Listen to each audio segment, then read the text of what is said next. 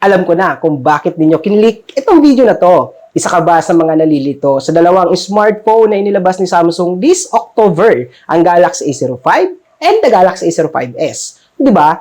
Talagang medyo nakakalito nga naman. Nung ginawa ko tong video na to, talagang napaisip din ako. Perfect nga siya gawa ng review dahil for sure meron sa inyong napapaisip ano nga ba ang swak sa inyo. At hindi lang yun talagang kahit ako napaisip kasi hindi sila nagkakalayo sa presyo. At even sa itsura, pag tinignan mo, almost the same. Pero guys, sa video na to, tutulungan ko kayo mag-decide ano nga ba yung pasok sa pangangailangan ninyo.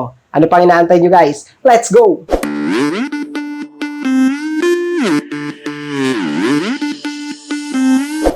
Ngayon guys, unahin na natin syempre magkano nga ba ang SRP nito pagdating sa Philippine market. Kasi sabi ko nga sa intro, medyo hindi silang dalawa nagkakalayo sa pricing.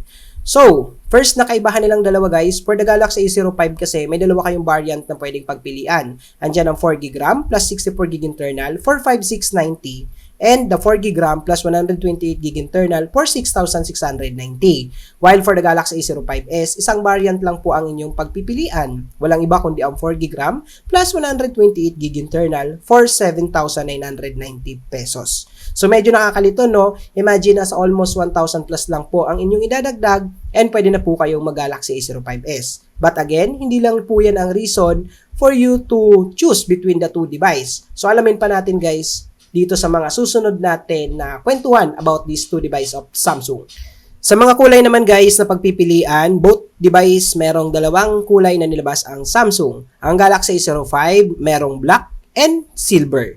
While the Galaxy A05s meron namang lime green and the black.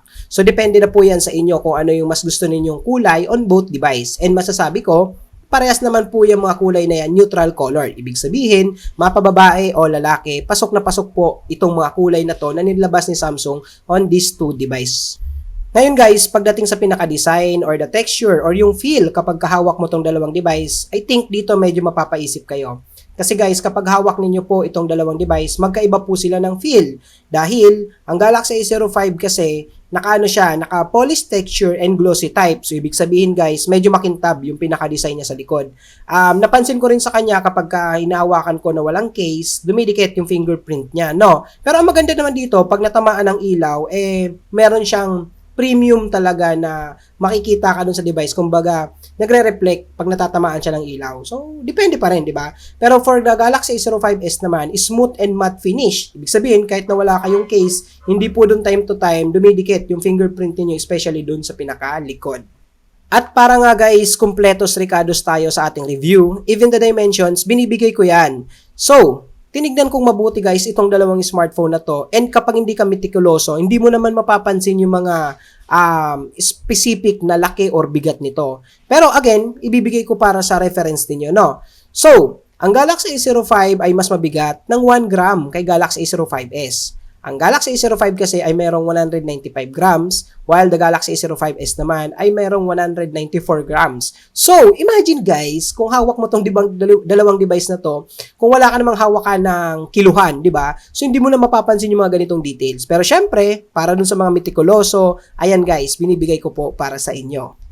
Sa pinakanipis naman guys ng dalawang device, wala po kayong dapat ipag-alala dahil parehas po silang dalawa ng nipis. Galaxy A05 and the Galaxy A05s comes with 8.8mm in terms of thickness. So, masasabi ko sa price nito guys na dalawang smartphone na to ng Samsung, okay na po yan ganyan kanipis na device. Ngayon naman guys, check natin yung lapad ng dalawang smartphone na to. Kasi for sure, tinitingnan din talaga natin yan. As a buyer, isa yan sa mga kinukonsider natin. No, ayaw kasi natin ng medyo bulky na smartphone. Kumbaga gusto natin, mas handy. So, consider nyo to guys. Ang Galaxy A05 may 78.2mm, while the Galaxy A05s may 77.8mm.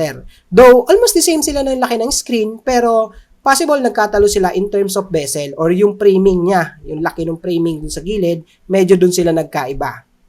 So ngayon guys, sabi ko nga medyo magkaiba sila ng framing, so mas makapal nga yung Galaxy A05. Pagdating dun sa pinakahaba ng smartphone, medyo nadagdagan ng konti ang Galaxy A05 compared with the Galaxy A05s. So, merong 168.8mm ang A05, while the Galaxy A05s naman, merong 168.0mm. So, kung hindi nyo yan gagamitan ng mga tools na specifically para malaman yung sukat, well, hindi nyo na yung mapapansin. Hindi na rin mapapansin ng mga kamay or ng mga mata natin. But again, syempre, pwede nyo i-consider yan para sa sobrang meticuloso talaga mamili ng dalawang smartphone. Well, ito, pwede nyo magamit tong details na to. Ngayon, check naman natin guys yung physical look nitong smartphone na to. So, titignan natin dito physically, ano nga ba yung mga makikita natin kapag hawak natin on both device. So, tinignan natin dito yung mga port niya, yung mga pindutan, and so on na pwede natin makita sa device na to, no? And napansin ko guys, sa dalawang smartphone na to, almost the same naman sila, no? Pag tinignan mo yung pinaka-ilalim niya, so nandyan yung main speaker, ayan. And also katabi niyan is the USB Type-C. Yon, good news yon para sa budget-friendly na smartphone. Both devices naka-USB Type-C naman. So katabi niyan guys is the microphone. Ayan. So, hindi po yan yung hindi po yan yung ini-eject ng SIM card. No, yung iba kasi tinutusok yan, hindi po yan. So, katabi naman yan or yung nasa bandang taas is the 3.5mm earphone jack. One of the advantage yan ng dalawang budget-friendly smartphone ni Samsung kasi still, hindi pa rin niya ginigive up yung 3.5mm earphone jack. May mga customer kasi na ayaw ng walang saksakan ng traditional earphone. Ayaw nila gumamit ng Type-C. So, ito guys, one of the advantage on both device. Ngayon naman, dun sa pinaka-top view ng dalawang smartphone, makikita nyo dyan guys, may maliit na butas. So again, hindi po yan yung ini-eject yung SIM card.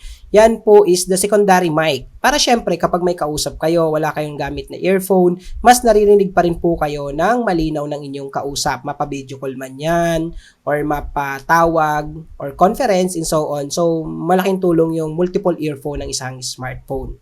Ang Galaxy A05 and the A05s, parehas lang po sila ng power key and volume key location, no? So, sa bandang taas, nandyan po yung volume key ng dalawang device. So, katabi po niyan is the power key. Ang kaibahan lang talaga with the Galaxy A05s kasi, pinagsama niya po yung power key and the side fingerprint sensor na wala naman po kay Galaxy A05. So, nowadays kasi, mas convenient kapag ka naka-side fingerprint ka kasi, you can now easily access the device or you can now easily unlock the device in just a single tap dun sa side. Hindi kagaya ng A05, traditional pa rin po. Andyan yung magta-type kayo ng password or something like yung face recognition na minsan, alam naman natin kapag medyo limited yung light, medyo nahihirapan, di ba? So, pwede nyo i-consider dito guys sa dalawang device na to if mas gusto mo, mas advanced yung security features niya, which is ayan nga po, the side fingerprint for the Galaxy A05s. Ngayon guys, sa bandang kaliwa naman, kapag nakaharap sa inyo itong dalawang Galaxy smartphone ng Samsung, dyan nyo po makikita ang SIM tray. So, yan po yung ini-eject, no? So, pag in-eject nyo yan guys, makikita nyo po yung SIM tray na pwede nyo pong paglagyan ng dalawang SIM card. Yes, you heard it right. Parehas po itong smartphone na to ng Samsung is capable for dual SIM. So, ang ginagamit po na SIM card dito is the Nano SIM. Ito na po yung latest ngayon, yung mga pinakamaliliit na SIM card, no? So, one of the advantage as well is that kung nabibitin po kayo sa storage, may lagayan din po ito ng micro SD card. And good news, both device po is capable for 1TB storage, no? So, pwede nyo po yung lagyan ng micro SD card up to 1TB. Ngayon guys, check natin ang isa sa mga reason kung bakit ang isang buyer napapaisip between the two device, no? So, kung titignan guys ng mga mata natin, ang display ng Galaxy A05 and the Galaxy A05s, almost the same. Pero guys, dito sa video ko na to, malalaman natin yung pinaka-detailed na reason kung bakit magkaiba silang dalawa in terms of screen. So, kung titignan guys, sa laki, same lang sila. So, 6.7 inches on both device. Pero, pagdating sa resolution, dyan po silang dalawa nagkakatalo. Ang Galaxy A05 kasi guys, kaya medyo mas mura kasi naka HD Plus pa lang siya. While the Galaxy A05s, naka Full HD Plus naman. Which is, ayan na po ang latest na resolution na commonly ginagamit ng mga smartphone nowadays sa market. So, ano nga ba ang benefits kapag mas mataas ang resolution? Well, simple lang yan guys. Mas detailed and at the same time, mas maganda manood ng mga matataas na resolution kung ang smartphone mo ay mataas din po ang resolution. So, yun po ang kaibahan ng Galaxy A05s sa Galaxy A05. Wherein, syempre, kung more on viewing ka, gaming, ayan, mga nanonood ng mga series, so mas ma-appreciate ninyo yung mas mataas na resolution. So, go for the Galaxy A05 pagdating dito. Kasi ako, hindi na rin ako masyado ngayon pagdating sa mga HD lang. Gusto ko, hanggat maaari, Full HD Plus lagi, pataas ang resolution ng isang smartphone na ginagamit ko. So, pagdating naman sa aspect ratio, almost the same lang silang dalawa. Well, actually, same lang sila. So, naka 20:9 aspect ratio. Ibig sabihin, pwede mo ma-maximize yung 6.7 inches kasi kapag nanood ka dito ng mga latest video, wala na po dyan nakaka-interrupt. Wala na yung kulay black sa taas or sa baba. Talagang full screen mo na magagamit. So, yung dalawang device na to ng Samsung is naka-Infinity U display din. Kung mapapansin niyo guys, yung camera niya na lang yung tinira sa mismong taas. Pero kung mapapansin natin guys, magkaiba sila ng Infinity U in terms of sukat. Ang Galaxy A05s medyo mas malaki po. Unlike with the Galaxy A05, medyo mas maliit siya ng bahagya. So, I think maybe pagdating sa camera na ginamit or yung sensor ng camera, so possible po yun kasi na naging consideration kung bakit medyo mas malaki yung cut ng Infinity U ng Galaxy A05s. So, ano nga ba ang additional advantage ng Infinity U display? Well, ayan, alam mo kapag ka magtitake ka ng selfie, alam mo kung saan ka titingin kasi nagkakaroon siya ng notification. Kung mapapansin nyo guys, ayan o, parang umiilaw po yung pinaka gilid ng camera. So, pag magtitake ka ng selfie, alam mo kaagad kung saan ka titingin. Kung napansin niyo no, merong number na makikita dyan sa screen sa dalawang device. So, yung sa Galaxy A05 merong 60 and the Galaxy A05s naman merong 90. So, yan po yung indicator kung ilan po yung refresh rate or maximum refresh rate na meron sa dalawang device. So, para saan nga ba ang refresh rate? So, ito guys yung technology para mas smooth po yung browsing natin or yung pag-i-scroll natin, no? So, the more na mas mataas po ang refresh rate, mas silky smooth screen po ang makikita ng mga mata natin, no? Kapag nagba-browse or something like tumitingin tayo sa mga website or tumitingin tayo ng mga photo sa gallery tapos ini-scroll natin. So, mas masarap sa mata natin yung mataas na refresh rate. So, yun po ang advantage ng A05s dahil meron po itong 90 Hz. Unlike with the Galaxy A05 is meron lang pong default na 60 Hz. Isa pang advantage ng A05s pagdating dun sa refresh rate is that naka-adaptive po yun. Ibig sabihin, depende po sa ginagawa ninyo sa screen, bumababa po yun kung nagte-text lang naman po kayo or something like naka-stay lang naman kayo doon sa screen. So, ano po yan? Naka-60. So, ang advantage po niyan is less battery consumption. So, hindi po time to time gumagana ang 90 Hz. Pero kapag kailangan po ng screen ng mataas na refresh rate, so yun po, nag-activate na po yung maximum na 90 Hz for the Galaxy A05s. So, dito po, pwede nyo pong i-consider yan for the Galaxy A05s. Alamin natin guys, kamusta nga ba ang camera ng Galaxy A05 and the Galaxy A05s? I-compare natin guys, technically, ang dalawang camera niya pagdating sa rear. So, kung makikita nyo guys, physically, magkaiba silang dalawa. Ang A05 kasi may dalawang camera sa rear, while the Galaxy A05s naman ay meron tatlong camera sa likod. So, ano nga ba yung function ng mga camera na to? Unahin ko muna yung camera ng A05, yung nasa taas. Depth lens po yun, 2 megapixel, no? Ang katumbas po niyan is yung nasa baba ng A05s. Depth lens po, ang responsible yan for taking a portrait mode. Ito yung malinaw yung subject, tas naka-blurred yung likod. Ayan po yon. So, next is the main camera. Ang main camera ng A05, obviously, yung nasa pinakababa. While the Galaxy A05s naman, itong nasa gitna. Meron tong 50 megapixel autofocus with focal 1.8 aperture. So, ibig sabihin po nung 1.8, quality yung mga image na kayang i-provide nitong dalawang photo na to in terms of low light condition. Yung tipong limited lang yung light pero malinaw pa rin po. So, in terms of resolution, 50 megapixel is enough na po yan. Even magpa-print po kayo is that maganda po on both device. So, hindi pixelated. Ang isa lang na advantage ng Galaxy A05s pagdating sa rear is that meron po itong tinatawag na macro lens. Itong nasa taas. So, para saan nga ba ang macro lens? Ang macro lens, guys, ito yung responsible pag magtitake ka ng picture na close-up shot. Ibig sabihin, maliliit yung subject na pipicturean mo. Kailangan mong lapitan, kailangan naka-close up.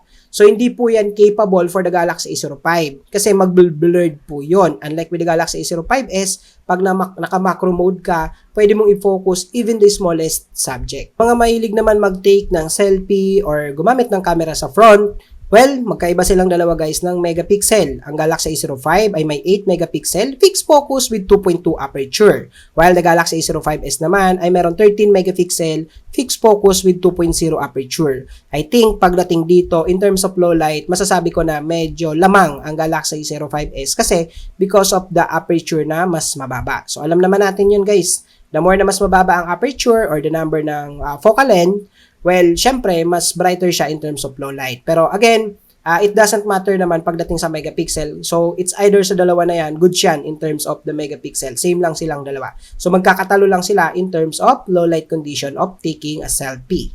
So, ito yung sample result guys ng front camera pag nag-take kayo ng selfie with the Galaxy A05 and the Galaxy A05s. So, itong nasa kaliwa, that's the result for the Galaxy A05, while for the kanan naman, yan naman po ang Galaxy A05s. So, masasabi ko na medyo may dagdag filter ang Galaxy A05s. I mean, hindi masyadong natural para sa akin. While the Galaxy A05, as you can see, I think medyo mas natural kasi masasabi ko nung nag-take ako ng photo, yan talaga yung itsura ko. Ito naman guys yung naging result ng video recording while moving. So, ibig sabihin, na-record natin siya habang naglalakad, no? So, yan yung pinaka-actual result on both device and kayo na po ang bahalang umusga, no? Pero masasabi ko kung more on video recording ka talaga, well, as a budget na smartphone, pasok siya. Pero kung nag-expect po kayo on both device ng talagang stable, well, hindi ko siya syempre marirecommend, no? So, ito naman yung sample video recording natin kapag non-moving naman po. So, naka-steady lang. Ayan, so sinuzoom natin. So, kung napapansin nyo, medyo nagbabago yung niya, yung kulay. So, syempre, depende po yan sa location, no? And syempre, yung light na pumapasok dun sa camera. Ito naman po yung sample ng video recording in terms of front camera. So, yung nasa kaliwa, that's for the Galaxy A05. Yung nasa kanan, that's for the Galaxy A05s. So, ganun din. Ako na nagsasabi sa inyo, for the price na meron tong dalawang device, huwag nyo pong i-expect na talagang kagaya siya ng mga flagship devices ng mga smartphone today sa market. Pero again, as a budget po, pasok na po yung mga quality ng video recording on both device. As a budget po kumbaga like, yan yung pang-starting nyo na smartphone or pang-backup na smartphone. Goods na po yun. Yung performance naman, ang pag-uusapan natin. Kamusta nga ba? Well, upon testing sa dalawang device, masasabi ko na as a backup phone or as a budget-friendly smartphone, okay siya. Kumbaga, hindi mo siya pwedeng i-expect na pang-flagship. Pero, yung performance niya sa price niya, masasabi ko na maganda na. Kumbaga, mura na para sa presyo na meron siya, no? So, maganda siya kung maglalaro ka like yan, yung mga basic na games like Mobile Legends and so on, no? So, upon testing, ito yon kung nakikita ninyo guys, ayan, tinetest natin siya, nag-open tayo ng mga multiple application at the same time. So, habang tinitignan nyo yan, discuss ko lang yung processor na ginamit. For the Galaxy A05 kasi, ang ginamit din ng Samsung is the Helio G85 ng MediaTek. Octa-core processor din to na may maximum 2.0 GHz. So, naka 12 nanometer yan. Mamaya, explain ko kung para saan yung nanometer na yan. Ang Galaxy A05s naman is naka Qualcomm Snapdragon 680 na mayroong octa-core din na ang maximum clock speed naman ay 2.4 GHz. So, naka 6 nanometer naman po. So, dito, medyo malinaw guys na mas advanced ang processor na ginamit for the Galaxy A05s compared with the Galaxy A05. So, doon pa lang guys sa clock speed, mas mataas na ang A05s compared with the Galaxy A05. Ibig sabihin, mas asahan natin na mas mabilis mag-process ang A05s compared with the Galaxy A05. Sa nanometer naman po, yung nakikita nyo dyan na naka 12nm and the 6nm, ibig sabihin po niyan, yan po yung sukat ng processor. So, ibig sabihin, mas less battery consumption po ang Galaxy A05s compared with the Galaxy A05. Sa madaling salita po, medyo kung sabay nyo pong gagamitin yung dalawang device, mas mabilis pong malobat ang A05 kung parehas na parehas po yung ginagawa dun na task sa dalawang smartphone. No? Pero, again, guys, depende pa rin po yan. Kung mga basic application lang naman ang ginagamit ninyo, like Facebook, Instagram, browsing, ayan. So, goods na yung A05 in terms of performance. Pero kung alam mo yon, medyo beginner ka sa mga games, gusto mo mag-explore ng multitasking, though parehas naman silang dalawa capable to do multitask or yung mag-open na multiple application, I think go with the Galaxy A05s. So, dito guys, depende yan kung ano yung mas kailangan ninyo, no? The more na mas basic yung ginagawa, at the same time, gusto mo rin medyo mas makatipid, go with the Galaxy A05. Pero kung gusto mo naman, medyo mas advanced yung processor, and then medyo advanced na rin or something like gusto mong ma-engage sa mga games or multitasking, go with the Galaxy A05s naman po. At hindi rin guys nagpahuli itong dalawang budget-friendly smartphone ni Samsung kasi both device is capable po for RAM Plus or ito yung nagkakaroon ng additional RAM or virtual RAM, no? So, pwede nyo pong i-extend yung RAM on both device ng 2GB or 4 gig. Depende po yon kung gusto mo mas mabilis mag-open ng application or something like nagmo-multitasking ka. Ayan po, mas mas advisable na i-turn on po ang RAM Plus. Pero kung ginagamit nyo, basic lang naman like call, text, Facebook, no need na po i-activate ang RAM Plus. For sure, isa rin syempre sa inaabangan natin is yung battery. Nothing to worry guys kasi both device naman is capable for 5,000 mAh battery capacity. So asahan natin na kung regular usage lang naman ang ginagamit natin for both device is capable siya for all day battery life. So hindi mo na kailangan time to time mag-charge or something like magdala pa ng power bank. So 5,000 is enough na po yan sa mga smartphone nowadays sa market. So, one of the advantage on both device as well is hindi mo na kailangan mag-antay na matagal na charging, 'di ba? So, capable sila for the super fast charging dahil pwede mo na pong gamitan on both device ng 25 watts. Alright? So, one of the advantage yan on both device na budget-friendly ng Samsung. Para naman guys sa security, pwede natin i-consider guys on both device, parehas naman sila. Merong yung convenient to unlock the device. Like ito, yung face recognition, A05 and A05s is capable for the face recognition. No? So, ayan. So, itatapat mo lang yung mukha mo and then you can now instantly unlock the device. Pero again, ang isang advantage din kasi talaga dito ng Galaxy A05s is that meron siyang side fingerprint wherein sabi ko nga kanina, mas convenient siya. Kasi baka mamaya, example, medyo madilim yung location, hindi na didetect yung mukha natin. So, gagamitin mo pa yung traditional na unlocking, di ba? Yung magta-type ng password or pattern. So, unlike dito, kapag may side fingerprint, maliwanag man yung location or something like nagmamadali ka to unlock the device, ayan siya. So, itatap mo lang in just a single tap, yung pinaka power key niya, yan. So, mag-unlock instantly yung device. So, advantage yan, syempre. Nasabi ko nga kanina, pwede nyo i-consider for the Galaxy A05s. Next naman, syempre guys, one of the advantage din na pwede natin consider on both device is kung mahilig ka makinig ng music or manood ng mga movies, tas gumagamit ka ng mga earphone. So, both device is capable for the Dolby Atmos. So, asahan natin guys, kapag naka-activate yan, pag may nakalagay na earphone or wireless earbuds, so, may enjoy mo yung surround sound. Yung tipong akala mo nanonood ka sa isang sinihan. So, cinematic sound experience, yung pwede mong ma-enjoy na sound quality on the Galaxy A05 and the Galaxy A05s ng Samsung. And that's it guys for this video. I hope nakatulong ako sa inyo for you to decide it's either the Galaxy A05 or the Galaxy A05s. It doesn't matter guys kung ano yung ipipurchase niyo sa dalawang device. Dahil, syempre, unang-una, depende yan sa kailangan ninyo, no? And pangalawa, syempre, i-consider din natin yung budget. So, ano pa nga bang inaantay nyo? Kung natulungan kayo guys nitong video na to, feel free to comment down below and at the same time, open na open tayo sa mga suggestion ninyo. Ilagay nyo lang yan sa comment section and syempre, i-consider natin yan. Alright? And thank you so much again guys. Feel free to share, like, comment, and if you have the time, hindi ka pa nakasubscribe sa aking YouTube channel, just click the subscribe button and hit the notification bell para every time na nag-upload tayo, nanonotify kayo. Thank you!